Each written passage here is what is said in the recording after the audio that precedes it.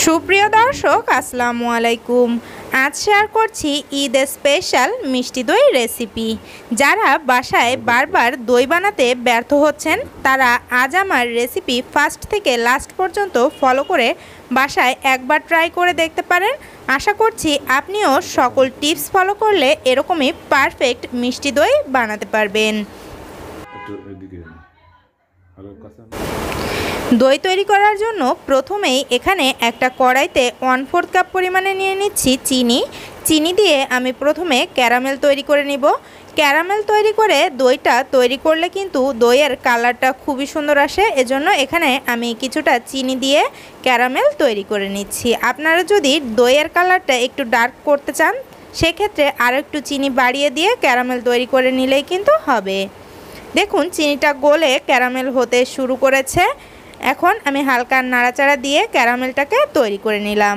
ক্যারামেলটা তৈরি হয়ে গিয়েছে। এখন এখানে দিয়ে দিচ্ছি লিকুইড দুধ 1 লিটার পরিমাণে। দুধটা কিন্তু ফুল ক্রিম দুধ হলেই ভালো হয়। এখন এই দুধটাকে জাল করে একটা বলক তুলে নিচ্ছি। দুধটাকে জাল করার সময় একটু নেড়ে চেড়ে দিবেন প্রথমেই, এতে করে দুধটা নিচে থেকে লেগে যাবে না। দুধটাকে জাল করে একটা বলক তুলে নিয়েছি। এবারে এখানে চিনি দিয়ে দিচ্ছি। আজ আমি এখানে 3/4 কাপ পরিমাণে চিনি দিয়ে দিচ্ছি, অর্থাৎ 1.25 কাপ পরিমাণে চিনি আমি এখানে দিয়ে দিচ্ছি। আপনারা আপনাদের টেস্ট অনুযায়ী কিন্তু চিনিটা বাড়িয়ে কিংবা কমিয়েও দিতে পারবেন। এবারে এই দুধটাকে নেড়ে চেড়ে জাল করে কিছুটা ঘন করে নিব। দুধটাকে কিছুটা জাল করে ঘন করে তারপরে যদি দধিটা তৈরি করা হয় তাহলে কিন্তু দইয়ের থিকনেসটা খুবই ভালো আসে। আর অনবরত নাড়াচাড়া করে দুধটাকে একটু জাল করে নিলে কিন্তু দইটা খুবই স্মুথ হবে। আর দুধ এভাবে নাড়াচাড়া করলে কিন্তু দুধটা খুব দ্রুতই ঘন হয়ে যাবে। এখন আমি এই দুধটাকে জাল করে কিছুটা ঘন করে নিচ্ছি। দেখুন দুধটাকে আমি জাল করে কিছুটা ঘন করে নিয়েছি। 1 লিটার দুধকে আমি 750 ml মতো করে নিয়েছি। এখন এই দুধটাকে চুলা থেকে নামিয়ে নিচ্ছি।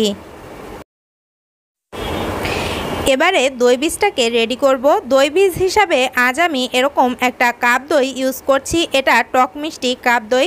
আপনি অনায়াসেই যে কোনো মিষ্টির দোকানে এটা 20-30 টাকায় পেয়ে যাবেন।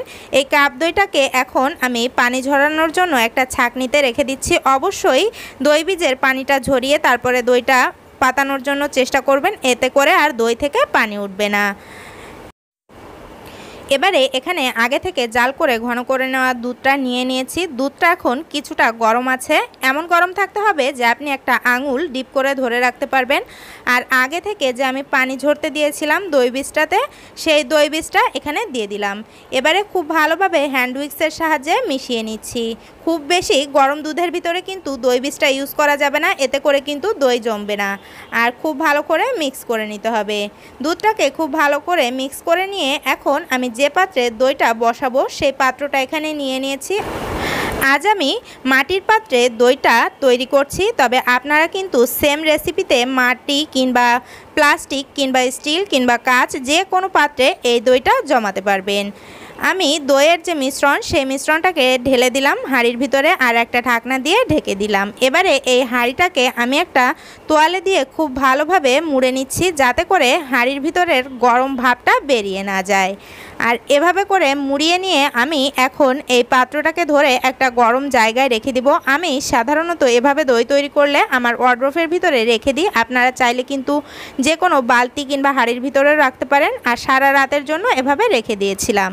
ফিরে আসলাম পরদিন সকালে। দেখুন এখন আমি আপনাদেরকে দইটা খুলে দেখাচ্ছি। দেখুন সারা রাতের ভিতরে আমার দইটা কিন্তু জমে গিয়েছে। আর দেখুন দইটা দেখতে মাশাআল্লাহ কতটা সুন্দর হয়েছে। আমি আপনাদেরকে হাঁড়িটা ধরে দেখাচ্ছি। দেখুন দইটা কিন্তু একটুও নড়ছে না, তার মানে দইটা একদম পারফেক্ট জমে গিয়েছে। আর দইয়ের ভিতরে কিন্তু কোনো পানিও জমেনি। এখন আমি আপনাদেরকে দইটাকে কেটে দেখাচ্ছি যে আমার দইটা কতটা পারফেক্ট হয়েছে। আশা করছি আপনারা দেখেই বুঝতে পারছেন যে আমার দইটা কতটা পারফেক্ট হয়েছে। বাসায় তৈরি করলে কিন্তু কমেন্ট করে জানাতে ভুলবেন না যে কেমন হলো আমার আজকের রেসিপি ভালো লাগলে প্লিজ আমার চ্যানেলটিকে সাবস্ক্রাইব করে আমার সাথেই থাকবেন। সবাই ভালো থাকবেন। আল্লাহ হাফেজ।